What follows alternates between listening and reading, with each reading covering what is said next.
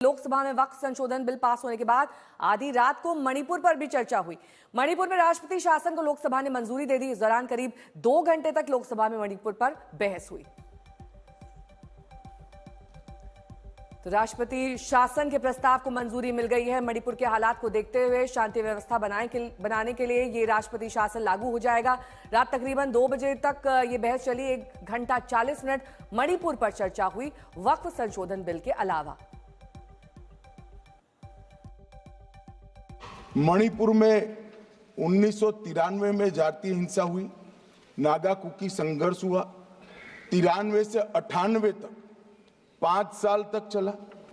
750 मौतें हुई और मान्यवर इसके अंदर छूट-फूट घटनाएं 1 दशक तक चलती रही। मैं ये नहीं कहता कि 1 दशक तक चली थी हमारा कम हुआ है, हम तो ऐसा मानते हैं हमारे समय में जरा भी नहीं होना चाहिए, मगर एक दुर्भाग्यपूर्ण फैसला आया और इसके कारण हिंसा बढ़ी। इसको तत्काल कंट्रोल कर दिया गया। जो 260 मौतें हुई है मान्यवर, इसमें से 80% पहले 1 महीने के अंदर ही हुई।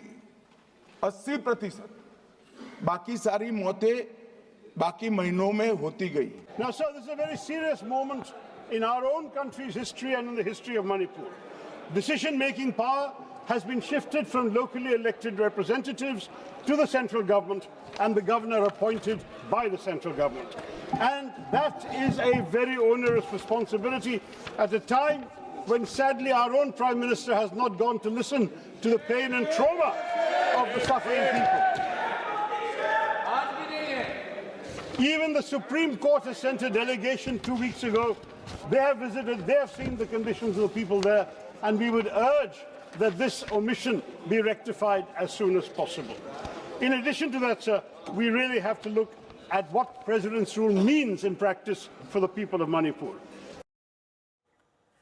वहीं टीएमसी सांसद शाइनी घोष मणिपुर पर सरकार को घेरने के लिए शेरो शायरी का सहारा लेते दिखाई दी। कि तेरा इंतजार करेंगे हम, चाहे जमाने लग जाए, या तो तू आ जाए या हम ही ठिकाने लग जाए। तो सर, ये शेर मुझे अच्छे दिन की याद दिलाता है, वो दिन के जिसका वादा था, इस सरकार के नेकी का जो इरादा था।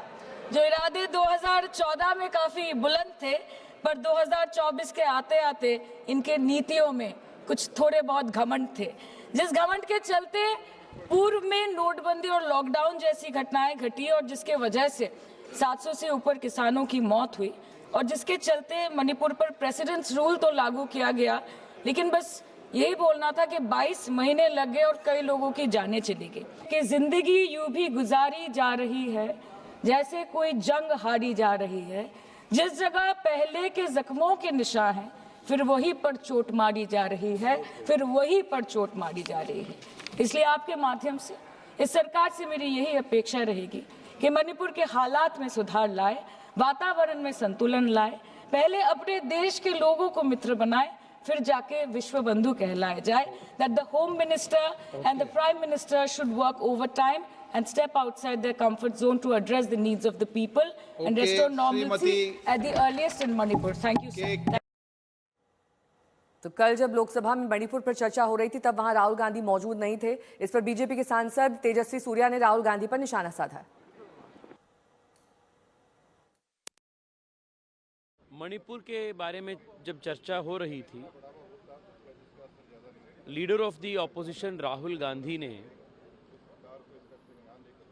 पार्लियामेंट में 2 मिनट के लिए भी प्रेजेंट नहीं थे। वक्फ बिल पास होते ही वो भाग लिए।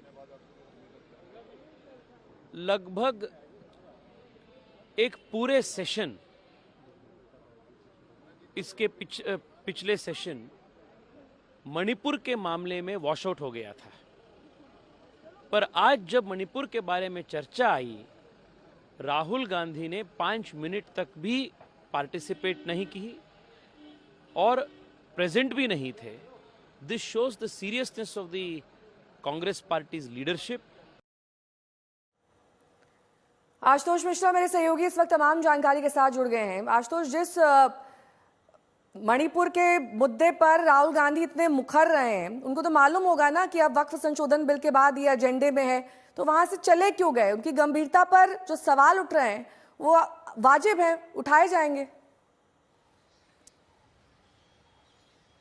क्योंकि वो लगातार आक्रामक भी रहे कि सरकार हर मुद्दे पर बात करती है, लेकिन एक मणिपुर की जब बात होती है तो सरकार उस पर कुछ नहीं बोलती है। तो स्वाभाविक है कि सरकार के जो लोग हैं और जो बीजेपी के सांसद वो भी सवाल करेंगे। लेकिन इस बीच महत्वपूर्ण घटना दरअसल इसलिए भी है कि जो हिंसा का दौर देखा है मणिपुर ने मई 2023 से शुरू होते होते और लगभग 1-1.5 साल चलना, लेकिन फिर भी 1.5 महीने पहले राष्ट्रपति शासन लगाया गया और नियमों के तहत उसे लोकसभा की मंजूरी लेनी जरूरी होती है। तो अब वहां पर राष्ट्रपति शासन को लोकसभा से मंजूरी मिल गई है, राष्ट्रपति शासन बना रहेगा। इसके पहले विधानसभा को सस्पेंडेड एनिमेशन में डाला गया था, मुख्यमंत्री एन बीरेन सिंह ने इस्तीफा दे दिया और खुद गृहमंत्री ने, चूंकि आप समझिए कि बुधवार की देर रात नहीं बल्कि यूं समझिए कि गुरुवार को तड़के सुबह तक मणिपुर पर चर्चा हुई, मुद्दा लाया गया सामने और वो मंजूरी जरूरी थी। तो इसीलिए हम ये भी इंतजार करेंगे कि कांग्रेस की ओर से इस पर प्रतिक्रिया क्या आई। लेकिन एक बड़ी बात यह थी कि ध्वनि मत से उस अनुमोदन को स्वीकार किया गया। लगभग सभी पार्टियां इसको लेकर के सहमत थी कि राष्ट्रपति शासन को लेकर के। और मैं आपको भी बताऊं कि जब हिंसा का दौर शुरू हुआ था, सबसे पहले पूरा विपक्ष मांग रहा था